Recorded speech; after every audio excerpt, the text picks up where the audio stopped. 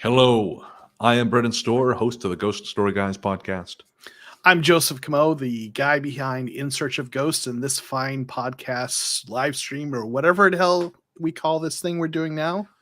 Yeah, I don't know, Joseph. It's a thing. What I do know is that it's called Weird Together, where we talk about the latest and greatest in independent horror because we're weird and you're weird. So why not be weird together? Of course. And Weird Together is part of the Ghost Story Guys family of podcasts and shows that includes the fine, dare I say brilliant podcasts, Mysteries and Monsters, Fair. Luke Lore, and Book. There we go. of the Dead. There we go. Which I listened to this week and rather enjoyed. Oh, this is the first time you listened to it? No, I've listened to it before. Just it's been a while. I was going to say there's like 57 volumes in the Patreon thing. I only make one every week for you, Joseph. Jesus, Sorry, specifically for you too. I know it's just for me, and I let you down.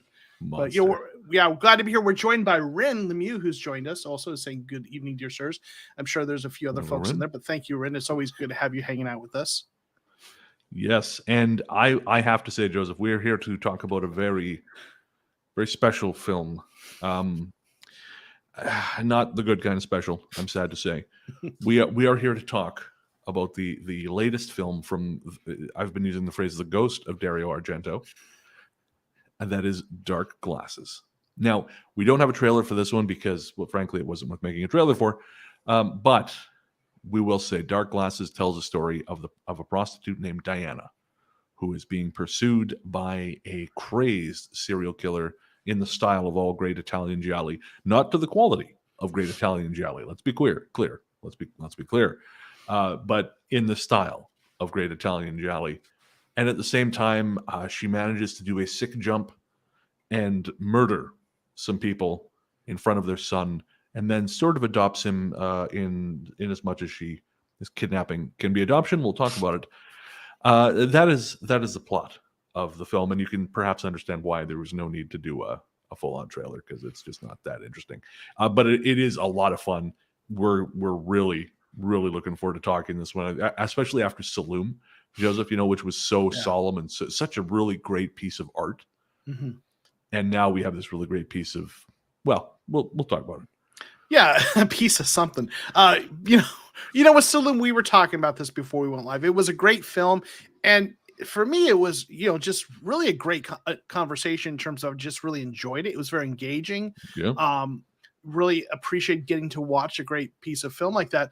But, there weren't jokes to be made or things to poke at. It wasn't a little bit hard to riff on child soldiers, Right. So it wasn't it was an engaging conversation, but it wasn't fun, I guess, in the way that we like to have with some of these. And boy, oh boy, has this film that we watched this week given us fodder to return to our old ways of taking pot shots and making jokes. So that's right. We are here right?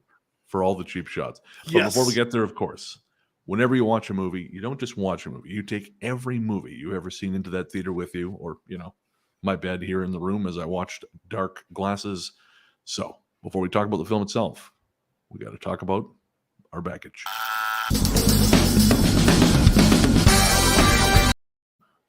All right, Joseph, you first. What was your baggage heading into Dark Glasses?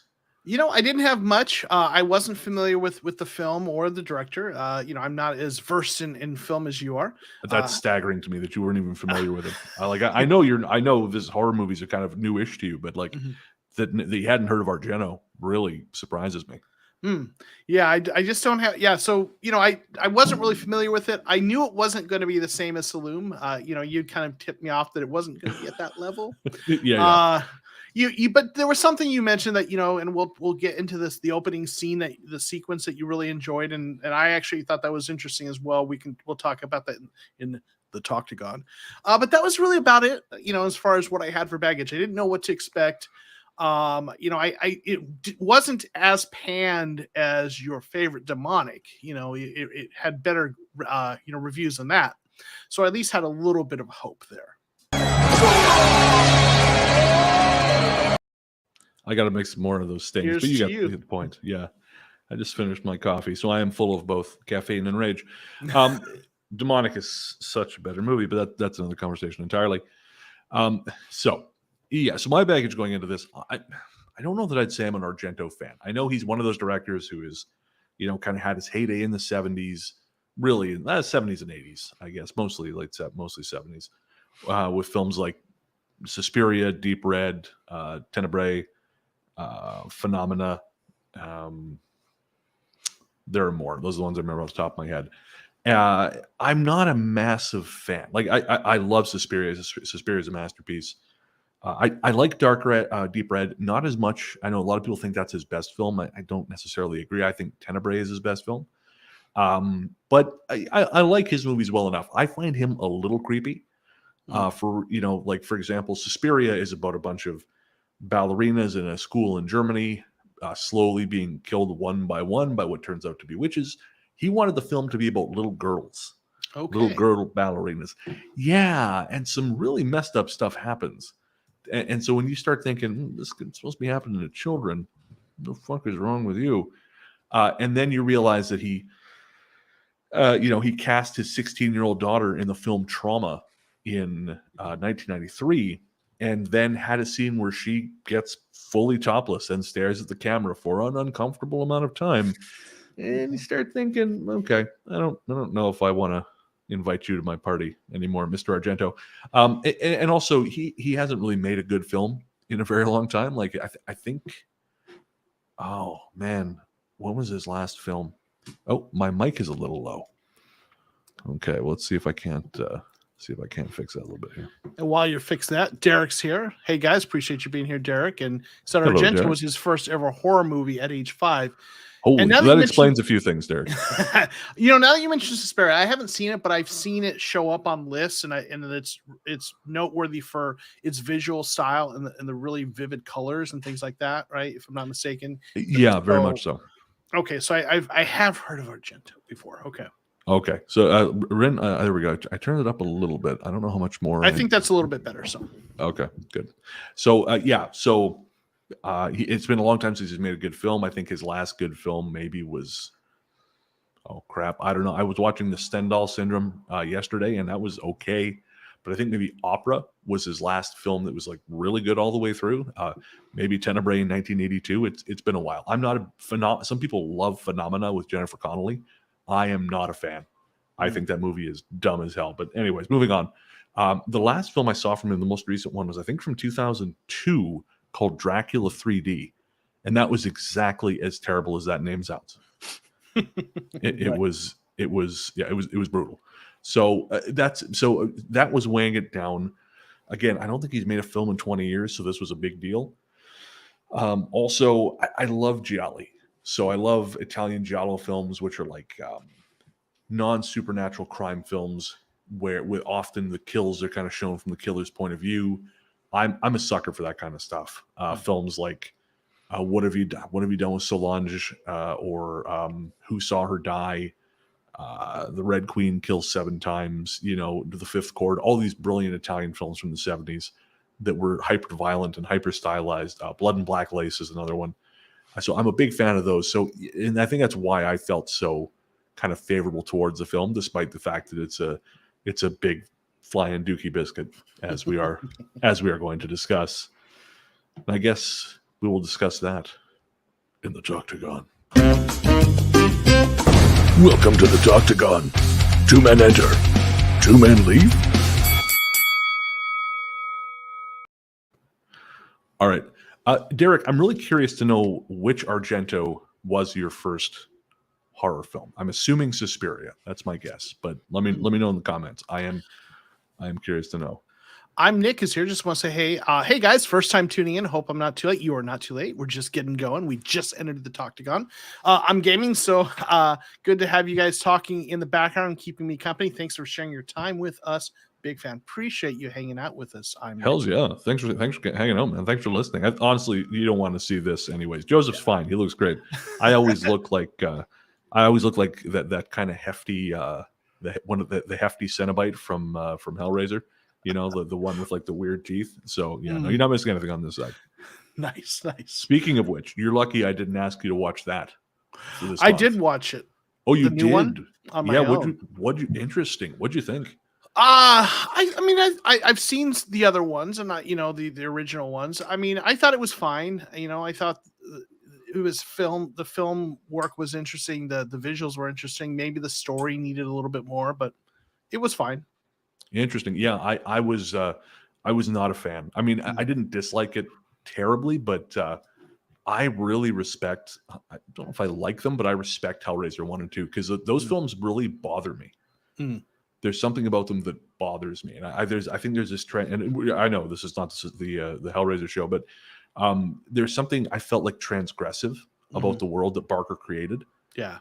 And I felt like the people who made the other one, the new one, kind of didn't really have that. They understood the icky parts, but they didn't understand why it was unsettling. Yeah. It was also not a very horny movie, and I feel like a big part of Hellraiser working is it's meant to be. That's true. I mean, and all jokes aside about that, it's all about pleasures and pains, and I feel like the new one didn't get into the pleasure side of it at all. No, right? no, kids nowadays don't know how to fuck.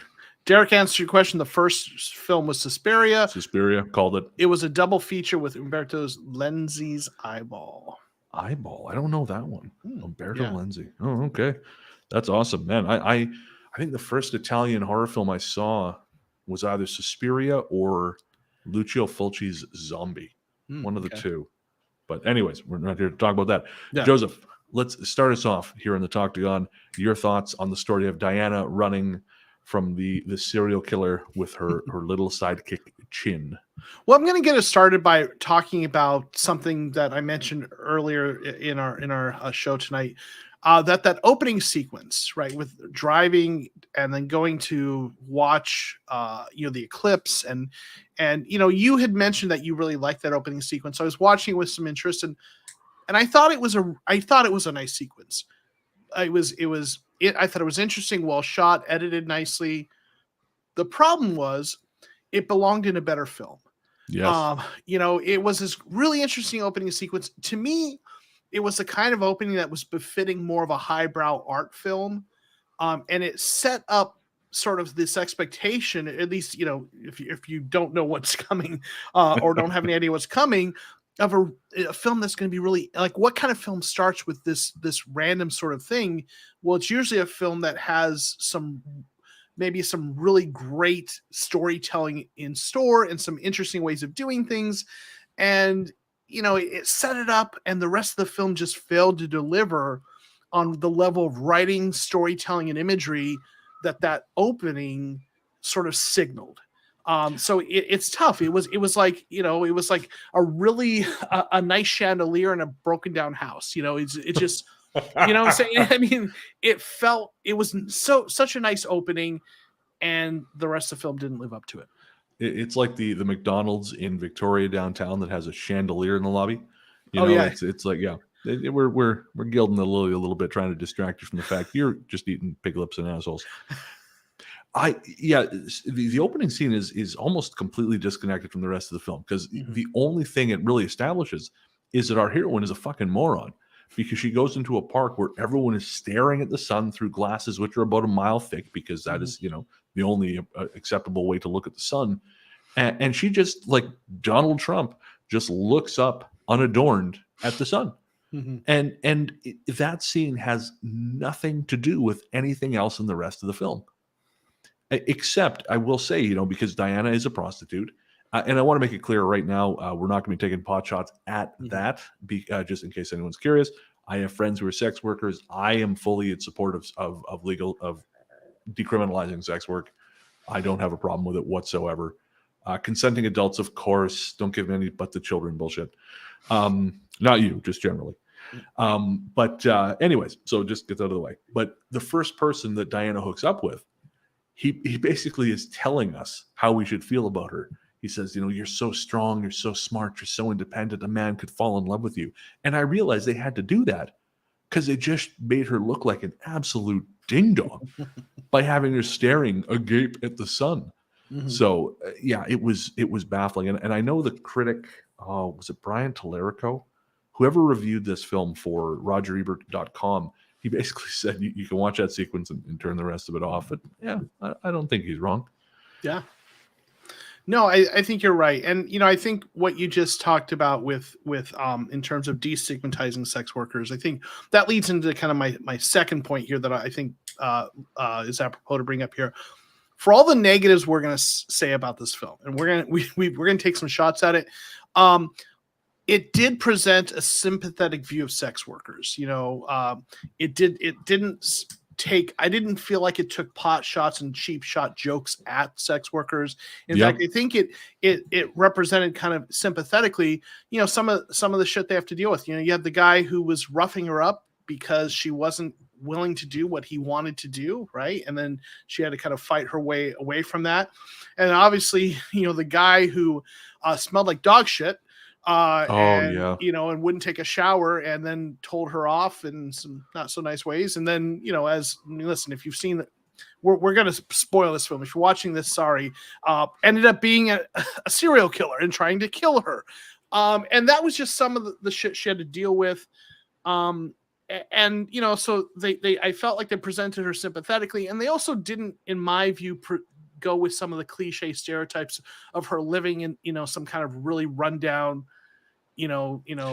place and being,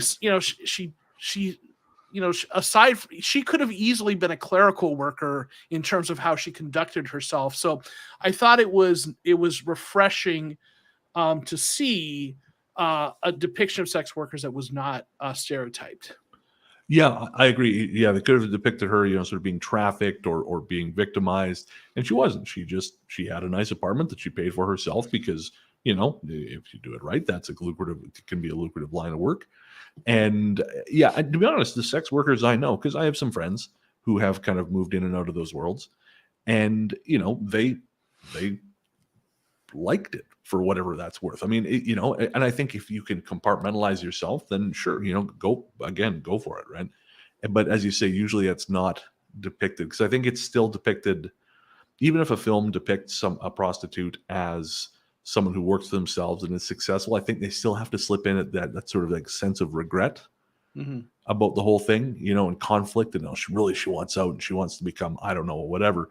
But this film was totally comfortable letting her be who she was, and I did appreciate that. And actually, the bit, as you mentioned, with Stinky Q, serial killer, that is a real problem. I know I've heard that hygiene can be terrifying with John's. Apparently, I won't get into specifics because it's gross, but apparently hygiene is a real issue, and if you stink like dog, as that guy does, you will be expected to clean yourself up before anyone touches you.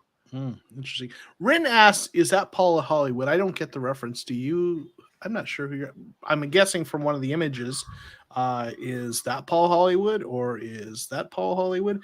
Rin, let us know if you want to kind of. And are you familiar with the reference? Paul Hollywood. You're gonna Google knows. Googling. Yeah. Oh yeah, Great British Bake Off guy. Yeah. Oh, is that guy? Okay. I can guarantee you that is not Paul Hollywood. This is not Paul. I know my wife watches Great British. Okay, so that it looks a little like him, but it's not him. I feel like the host of the Great British Bake Off is not going to suddenly chase down a role where he demands a particularly disgusting sex act from a prostitute and then beats her. I just feel like that's not going to be the next role he transitions into. I could be wrong. But. Yeah. So thank you, Rin. Yeah. So the first image, I don't think that's him, but I see the resemblance. So yeah. So was there anything else you want to add to that, or should I take us? No. Hit me next. Okay. So this is the next thing I noticed is, and this is just a minor point that just stuck out to me as I watched this. So this doctor, who's telling her about her loss of eyesight, like this doctor has the bedside manner of a tax auditor. Like he's standing there, you don't sense any empathy. No. It's like, your chances of regaining your eyesight are very slim, and you owe $30,000 in back taxes. and we're auditing you. And we're auditing you. Goodbye. Right? You're like there was no bedside manner. Now, I will say as I look at it, I'm not critical.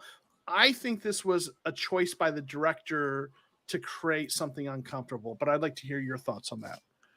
I mean, yeah, I think maybe we're meant to interpret that the doctor had, he does have maybe a bias against sex workers, and and they're trying to establish that Diana is like alone in this dark world. But I mean, like so many things the film does, it doesn't go far enough in any one direction for it to make a difference. For it to register emotionally, because it almost comes off as a comedy beat. Because he basically tells her like, yeah, you're probably never going to see again, even if your brain heals. You're probably never going to see again. Anyways, bye bye. And it's like, I'm going to leave you now to the darkness that will forever be your constant companion. Have a great day, and we'll send you the bill in the mail. And I just thought, yeah, no, it's like so much of the film. It's just not great. The lighting is flat. The performances are fine, but it feels, apparently this script, Argento wrote this in around 2002. And so when funding came together, he just, went through his junk drawer and said, oh, here we go. And pulled it out. So, and it feels like that. It feels dated. It feels, and to a certain degree, that's cool because Argento, he's got a very classic style. That 70s thing is sort of, very retro right now, very happening, but it kind of comes off as awkward, especially in some of the things I know we're going to be talking about later. Yeah, for sure. So, the next thing I wanted to talk about here is just in general, a number of things about the interactions, which were sometimes confusing and unbelievable, and the various things about the interactions relationship between Diana and Chin, the young boy, right? Who, she's being chased as by Mateo, the dog shit smelling dude, and she hits the car that that Chin is in, and his ends up killing both of his parents, and so so there's this all going on, and she like shows up at the home he's at, while I think his mother, I believe, is in the hospital still, but his dad is dead or something. It's unclear because later he tells him that his mom's dead. She shows up and she gives him a video game system with this really awkward smile, like, "Hi, sorry about your parents, kid, but here's a video game system," and he's not really having it, and then he throws the system away, the kids take it, but then when she leaves, he kind of wants it back, and she comes back and she's like, give it back to him this instant, and so they give it back to him, and then then she leaves and he's like, I mean, yeah, she kind of killed my parents, and she's kind of creepy with that weird smile and stuff, and I don't know what she does for a living, but she seems okay. Maybe I'll go live with her. Right. And it just was weird. There's more to the relationship, but I'll give you a chance to jump in on that. Well, the expression on his face there was sort of like I sort of interpret that or call that the cop movie, "You son of a bitch." We're like, okay, well, we don't like each other, but by God, I respect you. He's like, I like that hooker. She's on it. Yes, we're good. I got to say, and I didn't get a chance to cap it, but the way her car hits his parents, what should have happened, because I've been in car accidents a couple times, and when you hit someone from the side, you hit them from the side. It's full on, and you kind of spin, and it ain't much fun. But what happens to her, and I understand, I think they did it this way because they had a very particular image of how they wanted the parents to look when they were dead. But she does this sort of Duke, because she's rammed from behind by the killer, and she does this sort of Dukes of Hazzard-esque. Kind of hits the car at like an upward angle, like she's just gone off a ramp. And it was just this very, sort of bullet / drive-esque way of killing these people, like a Grand Theft Auto stunt gone wrong. And literally, I think the whole reason to do that was because Argento had this image of these two people with their faces just peeled like grapes in the front seat of the car, because it's messed up. Yeah. I mean, not like Terrifier 2 messed up. Don't go see that. Yeah. But still, it's kind of gross. And I just had this thought, like he's sitting there, those people cut me off in traffic. Man, I'd like to rip their faces off with my tires. Oh, I can do that in a film. Into the script it goes. Real quick, Wendina, thank you for being here. We are discussing Dark Glasses by Argento. So that is the film we're discussing. So yes, it is currently streaming on Shudder. It is Yes, a yes. 2022 release. So yeah, so okay, and that yeah, and so it feels like he had this thing, this image he wanted, and he found a way to work it in. Whether it was worked or not, and looked realistic or not, how it got there, right? So, something else about the relationship that I thought was interesting. It's like when she finally tells Chin, "No, your mother is dead. Your mom is dead, but don't worry. Just close your eyes and pretend it's a bad dream, and it'll go away." And I'm like, well, how about I close my eyes and pretend it's not a bad movie instead? Can we do that? So but in seriousness, though, as I thought about this more, this is one of those things that I want. I wonder if this was intentional, but I mentioned how I think I mentioned that there's certain things about her life as a sex worker that I think subconsciously or psychologically come out.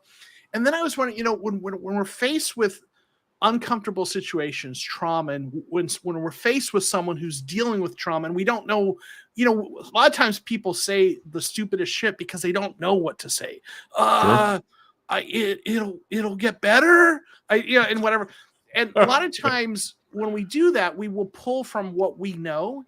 And then it occurred to me, I wonder if when she's telling him, close your eyes, pretend it's a bad dream, if this is how she deals with some of her Johns that are maybe not as kind as the first gentleman who said very kind things to her and seemed to treat her well, as we saw him later in the film.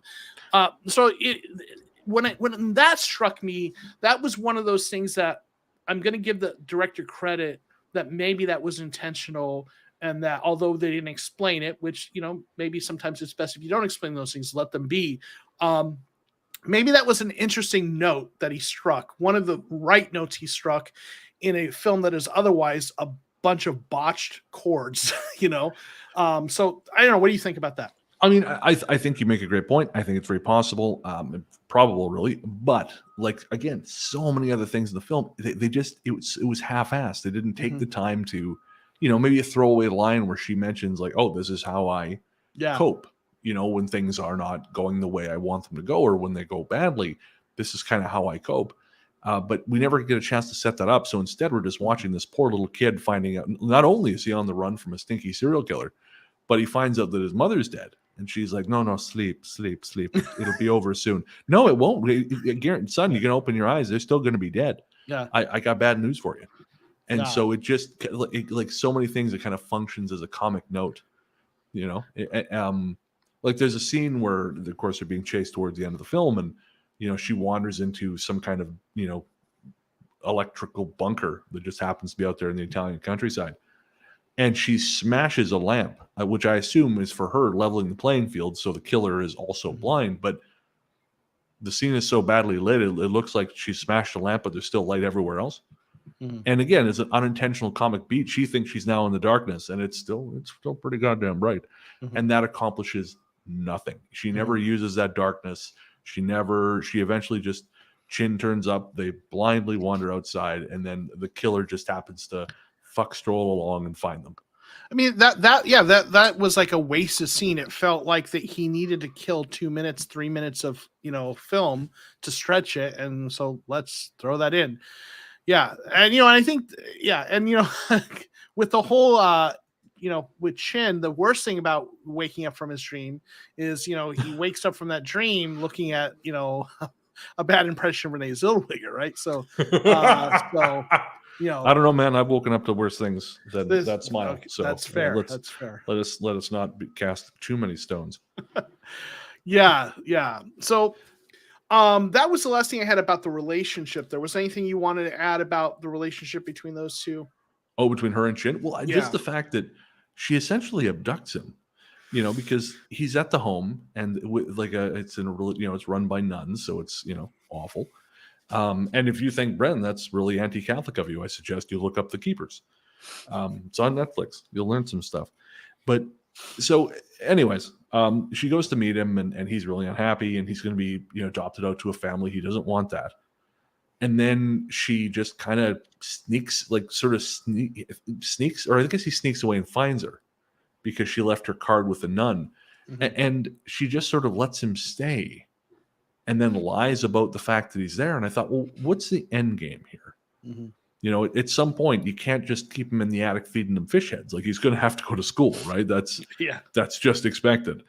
And when she's on the phone with the school, you know, the nun tells her that Chin escaped, like he's a chinchilla that's about to be farmed. You know, no, he ran away. He's a child. He's not a mink. He you know, he's not a prisoner. Well, you know, again, Catholic boarding school, so I guess technically, but Jesus, you know, he escaped. You know, he's rabid. They're gonna chase him like the goddamn raptor in Jurassic Park with a tranquilizer gun. I mean, come on.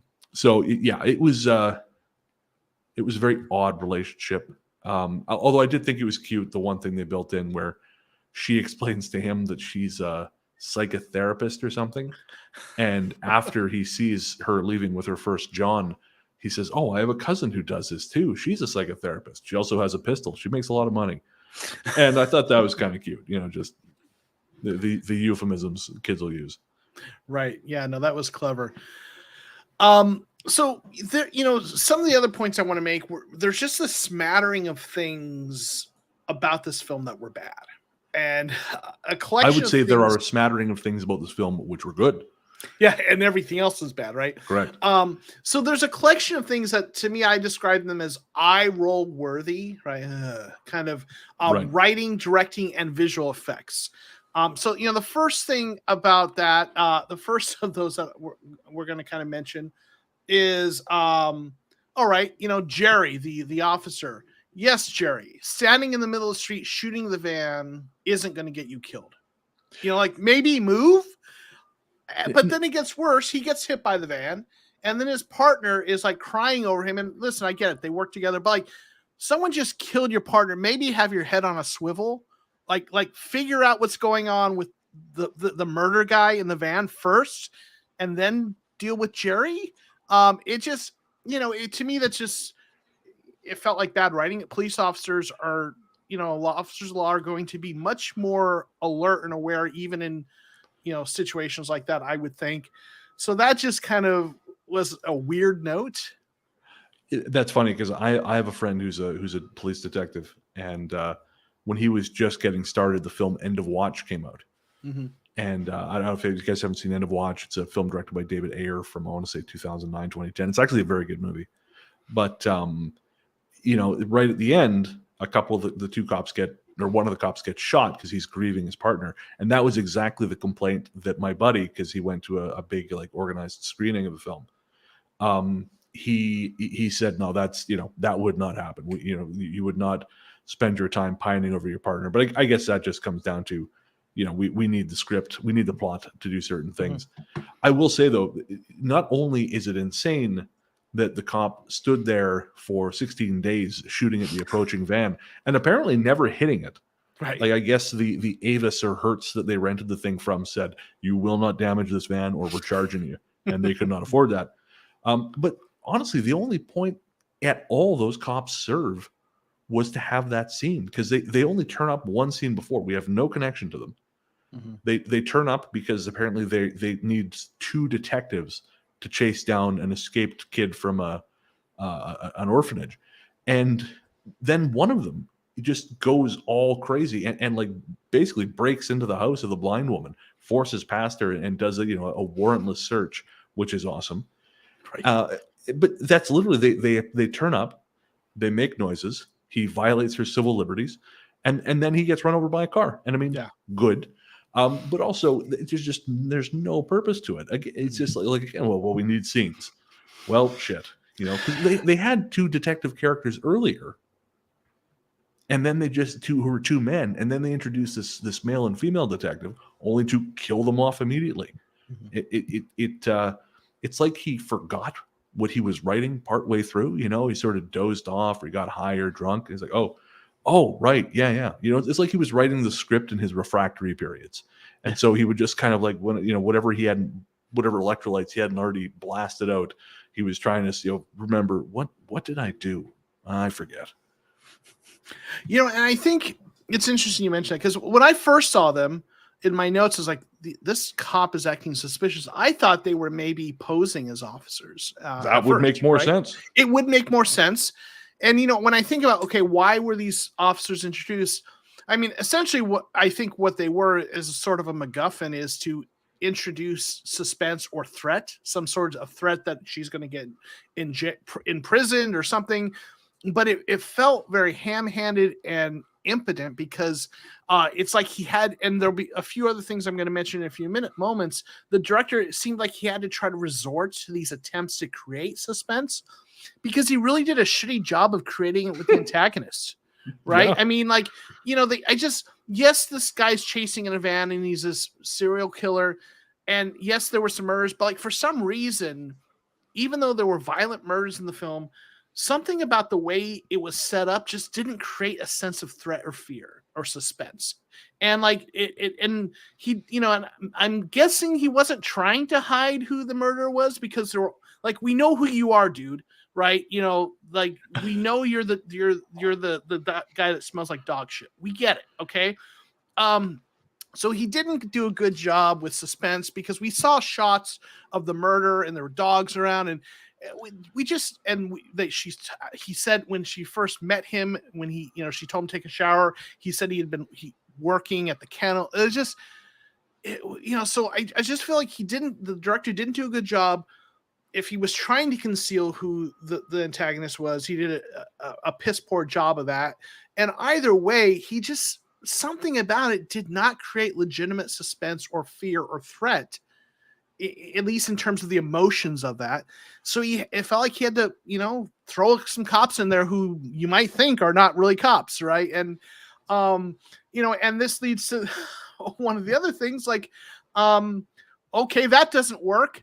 Let's throw in some water snakes from hell. Sure.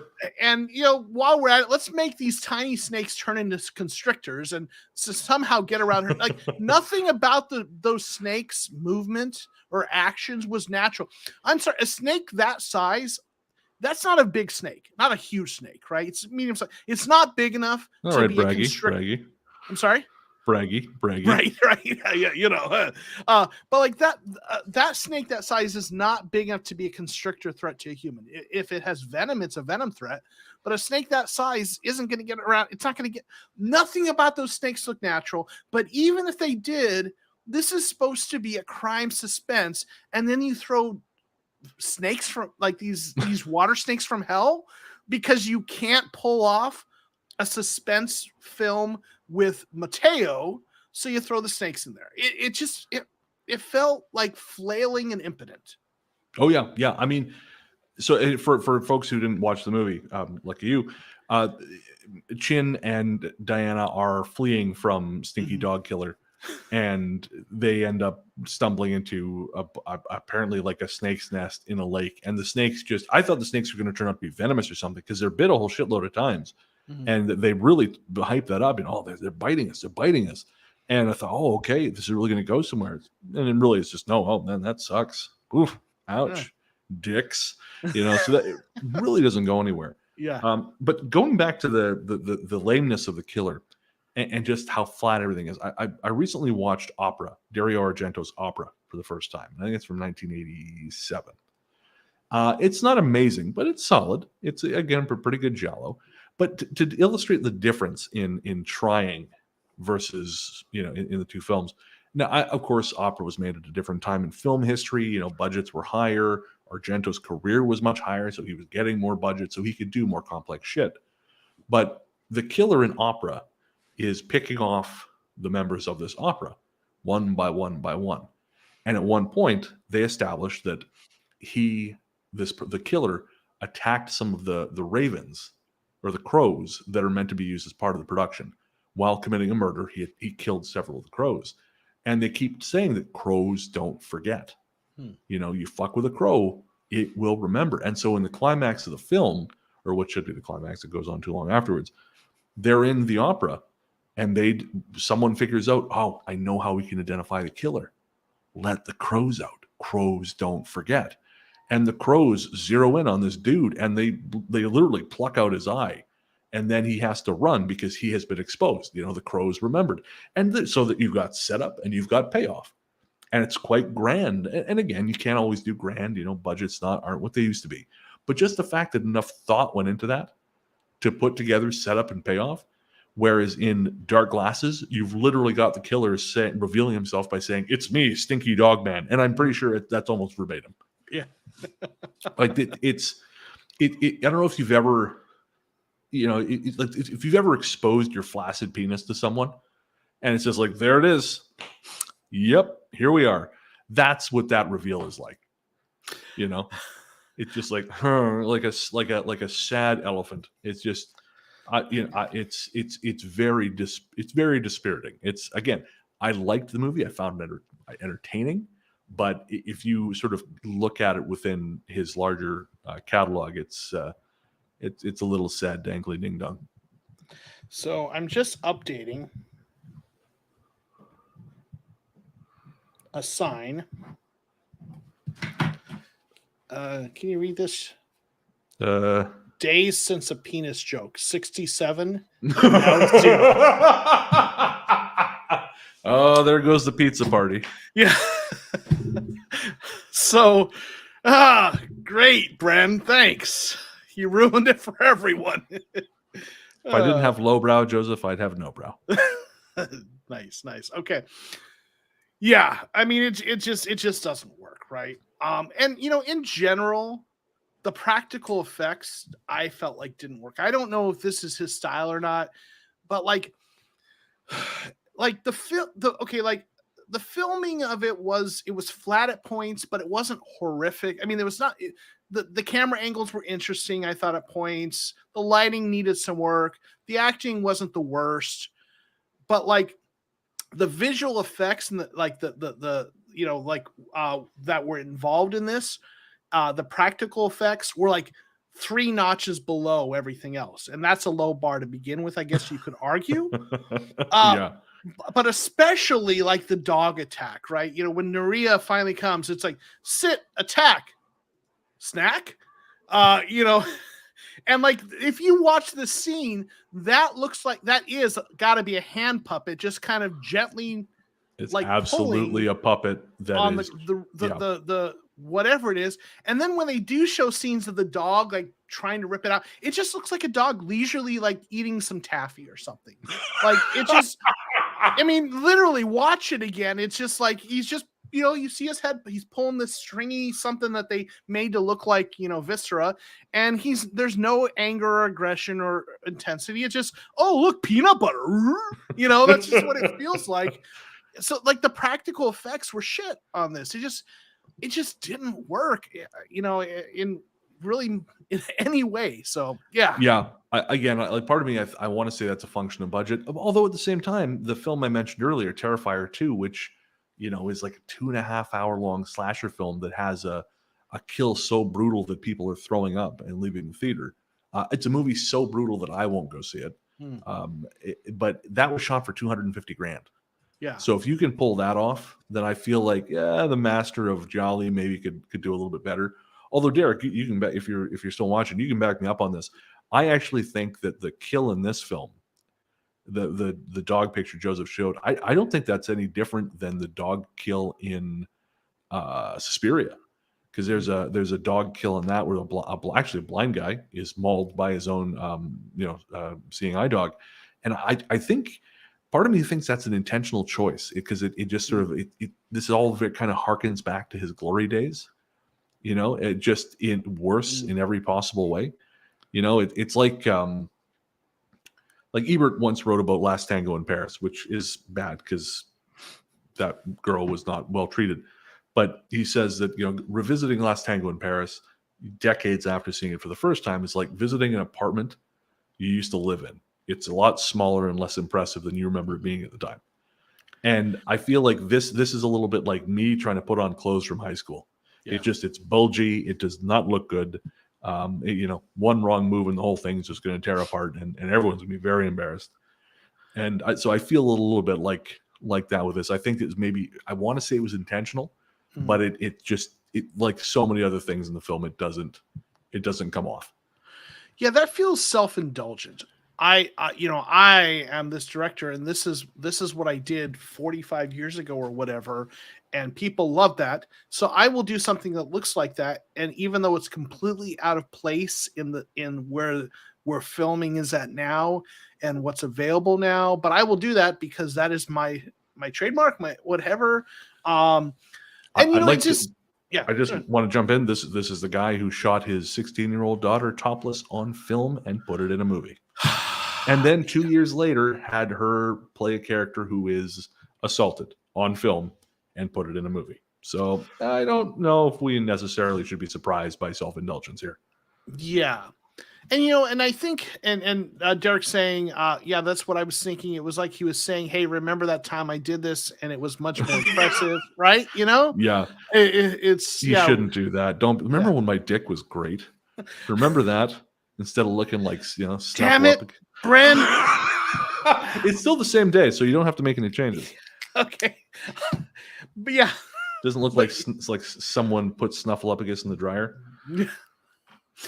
Yeah, and like to me, there's just no excuse for that. Like, okay, you say that okay, the budget thing, right? If you well, right now filmmaking is more accessible than ever, and it's come to such the art form has come to such a place that really low budget films can do things that look good.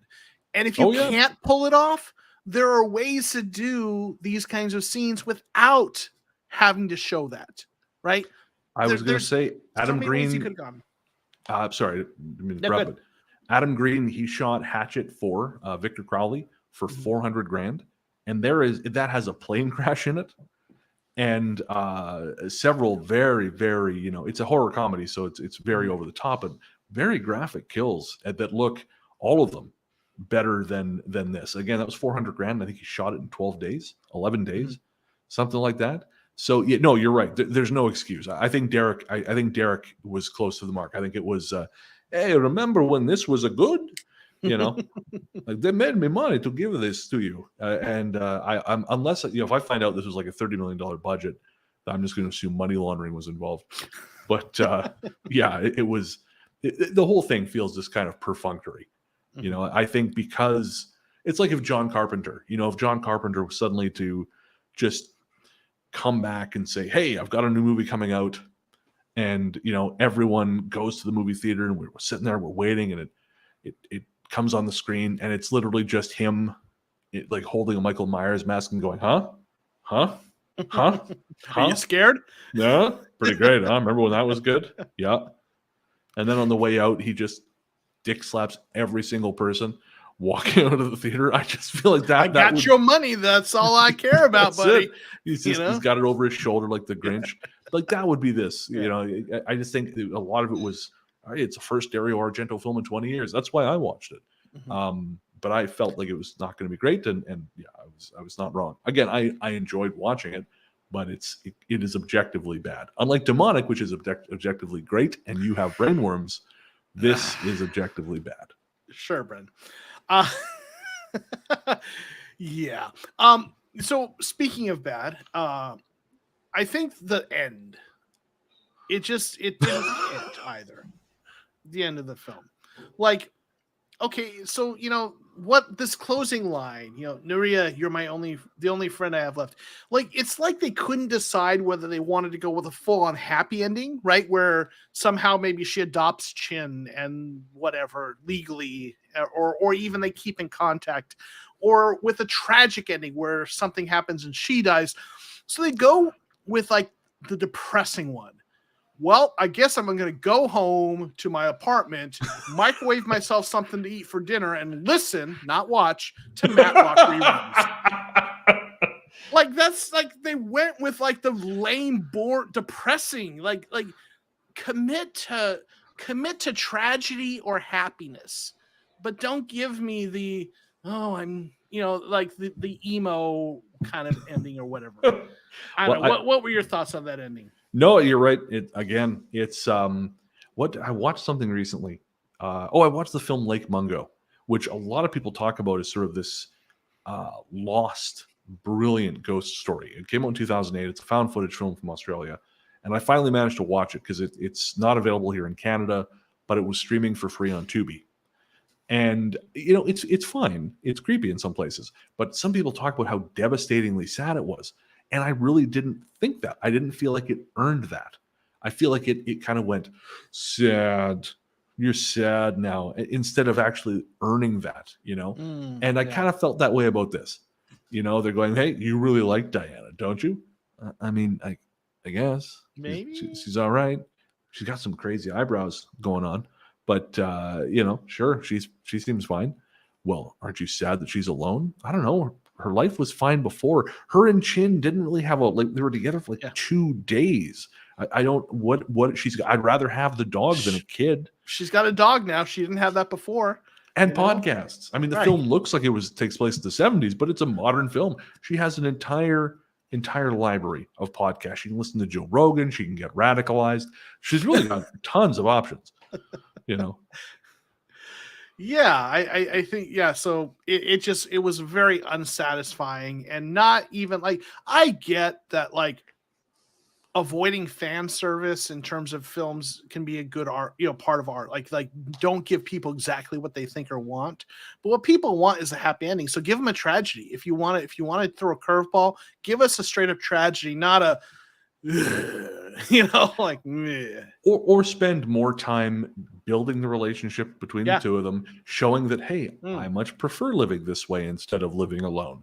And now I have to, I'm going back to this, but I have grown and changed, and do something with it. Try. And I think that's a problem. Try. Yeah. That there was not a lot of that happening. No, that's a great point, because I think that could have worked, right? If you felt this connection between her and Chin, man, at first they weren't really, something wasn't working, but over time these two, they belong together as a family, right? Yeah, you son of a bitch. Yeah, and then you rip them apart at the end there. Then we feel it, but we didn't feel it. No, there was not a creature was stirring. Yes, and I really want to say, and this is me being a shallow asshole, but whatever. When you watch Italian, these movies from the 70s and 80s, especially the 70s, there are some gorgeous fucking people in those movies. These are good looking Italian people. You look at yourself, 'cause I've been in Italy, and there's a lot of good looking people there. They're really well dressed. I looked like stinky dog shit guy, and I was just dressed like this being in Italy. This film has the most aggressively average looking people in it that I have ever seen, that I've seen in an Italian giallo film. These people were so unimpressive. I half expected to see me wandering on screen, just in some kind of fugue state. It was, I don't know. I don't know if people thought, well, no, I'm absolutely not going to star in a film for Dario Argento because he's goddamn weird, or if it was just no, we're gonna shoot in HD and no one really understands how to do makeup for that. I don't know. It was a very odd choice. And there's still some very good looking people in there. Don't get me wrong, but there was a lot of just meh looking people, and that's great because it gives me hope, for my Hollywood career if I got to go to Italy. But it was surprising. Yeah. The last thing I have is just a simple takeaway, and that is, the main point of this film seems to be, the lesson here is just take a fucking shower, dude. Right? that's this. Take a shower, and then the film can end more quickly. Our suffering cannot be drawn out as long. You don't have to kill or try to kill Diana. That's about fair. it. I do want to say, I looked it up. Yeah, his reveal was, "It is I, the one who stinks." That was his big reveal. We went from eyeballs to "I am the one who stinks." So that's awesome. Yeah. And then just before we head to the outro here, Derek had one last comment that I just wanted to jump on because he's wrong. He said, "That still sounds better than Halloween Ends," and I liked Halloween Ends. Derek, you're wrong. I know, I'm kidding. I understand. I'm in the minority on that. I quite liked Halloween Ends. Well, it's not the first or last time. We know what your bar is like because of demonic.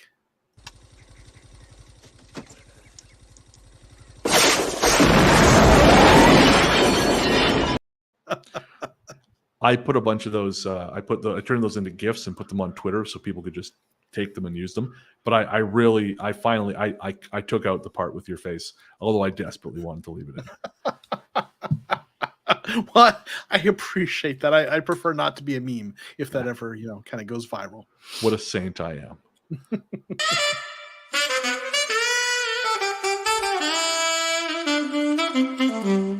What you think? All right, Joseph. Would you recommend Dark Glasses? Not unless someone wants to watch it because they want to see a bad film and make fun of it. Yes. Yeah. There's some nudity if that's your thing. That's all I got. Sure. Look, watch the opening sequence because that's very cool and very unusual. Mhm. And then turn it off and continue pretending that Dario Argento died in a fire in about 1989 and never made anything after that. And I think you're going to go away happy. You're certainly going to go away happier than we did. Because again, I saw this twice, so we've got 3 viewings of this thing between us, and so we've saved you. What is it Peter says about Citizen Kane? 2 long boobless hours. Like this. This is. I mean, it's not quite that, but it's yeah. No, I would not recommend this either. Yes. And on an interesting note, I do think that Sting you just played, this was the first film that it probably fit. Yeah. It was. That was only slightly less sleazy than some of the things I've seen in Dario Argento films. So there's a film where a character drowns a bag of cats. Yeah. Italy. So, any parting thoughts, Joseph, as we wind down here? No, I just hope that there's a special place in hell for you for making me watch this and Demonic. But I'll probably be right there with you. Oh yes, I have no idea what next month is going to be. We try to it's hard to predict what we're going to do next because oftentimes like stuff gets dropped and I think okay, no, that's probably something we should be talking about. So we have no idea what's coming up next. But it would struggle to be worse than this, I think. So, all right, folks, we're going to head out. We'd like to keep this under an hour if we can. So thank you for joining us. Thanks everyone for hanging out. We had some cool comments. Derek, Rin, Wendita, Nick, you guys we appreciate you chiming in. And if you want to hear this, if you want to get the audio version of this, patrons of the Ghost Story guys at the $5 level and above, they get the audio version.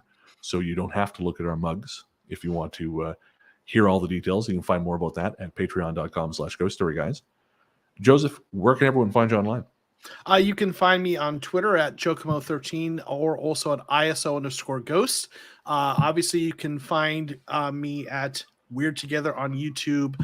I do some other things sports related, azsportsunderground.com, but our audience here probably isn't airs of the sports audiences. So follow us on Weird Together. Check that out. Check out the other stuff we've done. I think you'll enjoy it. Yes. Yeah. We're hoping to be a little more active on the YouTube there. I've had some technical issues that I think are resolved now, so we can get back to it. Of course, you can find me on the Ghost Story Guys podcast. It's ghoststoryguys.com and everywhere fine podcasts live. And my book, A Strange Little Place, The Paranormal Secrets of Revelstoke, British Columbia, has just been re-released from Beyond the Fray Publishing. So you can find that on Amazon. Again, that's A Strange Little Place. It's the one coming and published in 2022. There is an older version on there. It's out of stock. It's out of print. But just so you know, that is the one to go for. And I guess that's going to do it. So, till next time, remember, we're weird. And you're weird. So why not be weird together? Thanks, guys. Let me ride.